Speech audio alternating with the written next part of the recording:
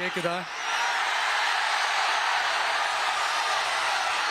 ஏன்னா காலையில நான் பேசும்போது நான் பேசுறதே ஒரு 2 செகண்டுக்கு அப்புறம் தான் எனக்கே கேட்டுச்சு. Hello hello hello hello hello கேக்குதா? இல்ல இல்ல, காலையில நான் பேசும்போது நான் பேசுறதே எனக்கே ஒரு 2 செகண்ட் கழிச்சு தான் கேட்டுட்டு இருந்தது. அதனால கொஞ்சம் கன்ஃபியூஸ் ஆயிட்டேன்.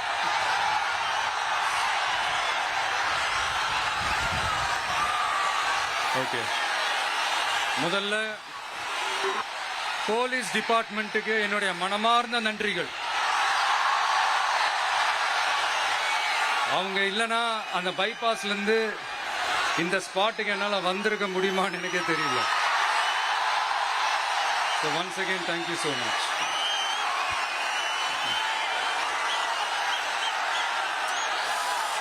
கரூர்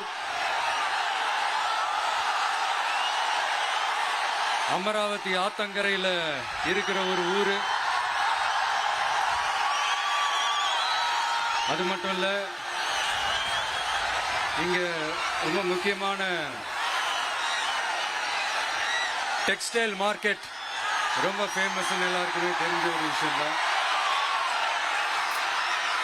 அந்த மாதிரி கரூரை பத்தி பெருமையா சொல்லிக்கிறதுக்கு நிறைய விஷயங்கள் இருக்கு. அதுல எந்த மாற்று கருத்துமே கிடையாது. ஆனா இப்ப ரீசன்ட் டைம்ல பாத்தீங்கன்னா இந்தியாவிலேயே கரூர் அப்படின்னு சொன்னாலே ஒரே ஒரு பேர் தான் ரொம்ப ஃபேமஸா ஜொலிக்குது. அதுக்கு யார் காரணம்?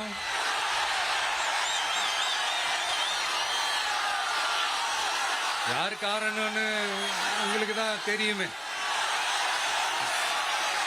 சரி, அதை பத்தி கொஞ்சம் அப்புறமா பேசுவோம்.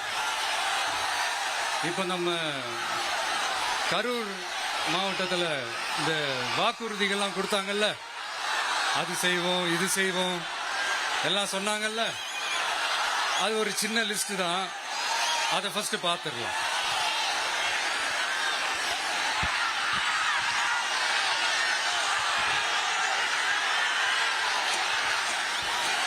இந்த கரூர் மாவட்டத்தில்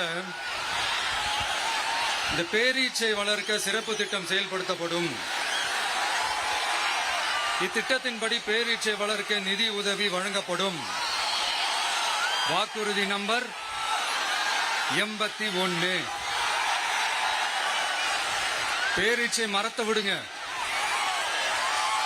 அட்லீஸ்ட் இந்த பேரீச்சை விதையாச்சும் கண்ணில் காட்டினாங்களா?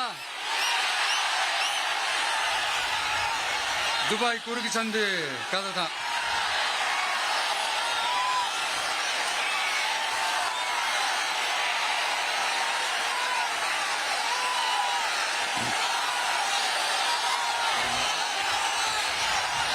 போறீங்களா? அடுத்து இன்னொரு வாக்குறுதி இருக்கு. கரூர் விமான நிலையம் அமைக்க நடவடிக்கை எடுக்கப்படும்னு வாக்குறுதி நம்பர் 448. ஆட்சியே முடிய போகுது. 4.5 வருஷம் முடிஞ்சிருச்சு. இப்ப போய் ஒன்றிய அரசு கிட்ட அமைச்சர் போய் கோரிக்கை வைக்கிறாரு. என்னன்னு? ஏர்போர்ட் கட்டணும். ஐயா அமைச்சரே, இதுதான் உங்க டக்கா? கரூர்ல விமான நிலையம் வந்தா போறீங்களா சார்? போயிடுங்க. அதான் கேட்டேன், அப்பவே கேட்டேன், போயிடுங்க. நண்பா கொஞ்சம் வழி விட்டுருங்க. சரி, ஓகே, கண்டினியூ பண்ணவா பேசுறது? நான் அந்த ஏர்போர்ட் கட்டுறதை பத்தி சொன்னேன் இல்லைங்களா?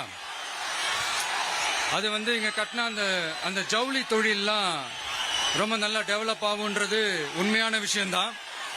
But at the same time இந்த பரந்தூர் மாதிரியே இந்த மக்கள் பாதிக்காத வண்ணம் அந்த இடங்களா பார்த்து அந்த ஏர்போர்ட் கட்டினா இன்னும் நல்லா இருக்கும். அப்புறம் சார் நம்ம கரூர் பிரச்சனைக்கு வருவோம். இந்த மணல் கொள்ளை தாங்க கரூரோட தீராத தலைவலி.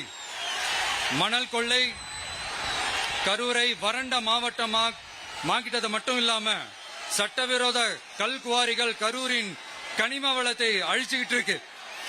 இதுக்கு காரணம் யாரு சிஎம் சார்? 11 மணிக்கு பதவி ஏத்துக்கிட்டா 11:05 மணல் கொள்ளை அடிக்கலாம்னு ஓபனா சொன்னவங்க தானே உங்க ஆளுங்க. 2026 மணல் கொள்ளை அடிக்கிறவங்க கிட்ட இருந்து அதுல வர்ற பணத்தை வச்சு தமிழ்நாட்டு மக்களை விலைக்கு வாங்கிடலாம்னு கனவு காண்றவங்க கிட்ட இருந்து நம்ம காவிரி தாய்க்கும் கரூருக்கும் விடுதலை வேண்டுமா வேண்டாமா?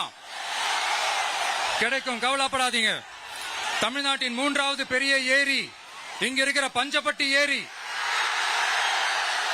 அதோட பரப்பு 1000 ஏக்கருக்கு மேல. அந்த ஏரி நல்லா இருந்தா விவசாயம் செழிப்பா இருக்கும். விவசாயம் செழிப்பா இருந்தா மொத்தமா பல லட்சம் குடும்பம் சந்தோஷமா இருக்கும்.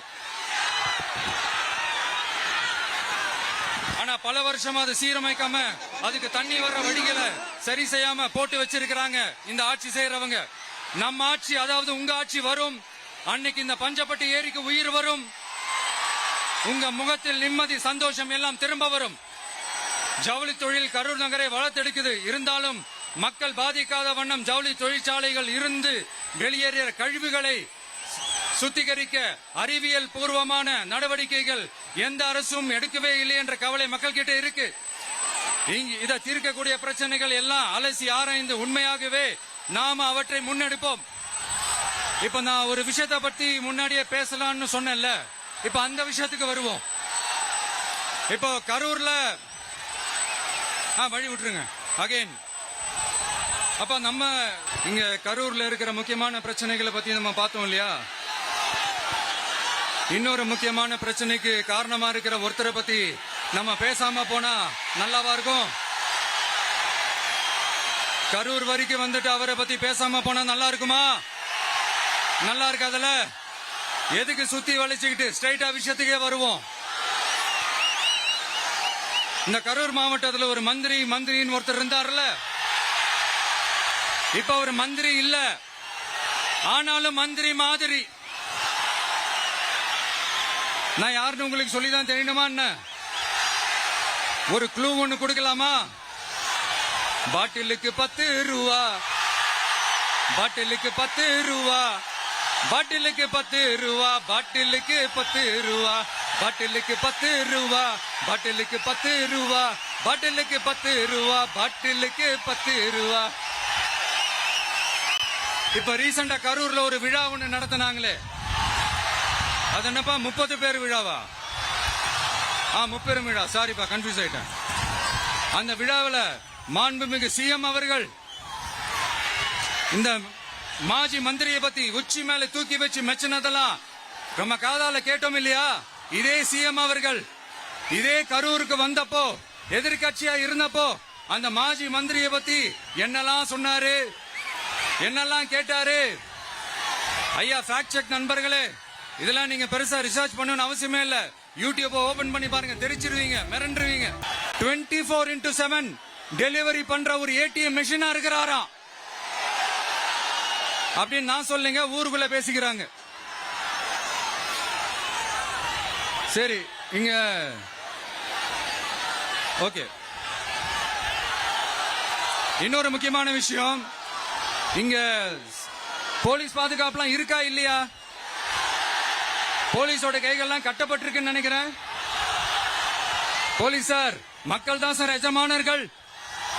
மக்களுக்காக மட்டும்தான் பயப்படணும், வேற யாருக்காகவும் பயப்படணும்னு அவசியமே கிடையாது. இன்னும் 6 மாசம் தான். ஆட்சி மாறும், காட்சி மாறும், அதிகாரம் கை மாறும். உண்மையான மக்களாட்சி, மனசாட்சி உள்ள மக்களாட்சி அமையும். அப்ப தெரியும் எல்லாருக்கும் சுதந்திரமும் பாதுகாப்பும் 100% வரும். தேங்க்யூ நண்பா. கான்பிடண்டா இருங்க, நல்லதே நடக்கும், வெற்றி நிச்சயம். அஷ்மிகா 9 வயசு ஒரு பொண்ணு காணுமா? நீங்களே நம்ம தோழர் சொல்லி கண்டுபிடிச்சு கொடுக்க சொல்லுங்க. அஷ்மிகா 9 வயசுல ஒரு பொண்ணு காணுமா? தம்பிகளா கொஞ்சம் தேடி கண்டுபிடிச்சு கொடுத்துருங்க. அஷ்மிகா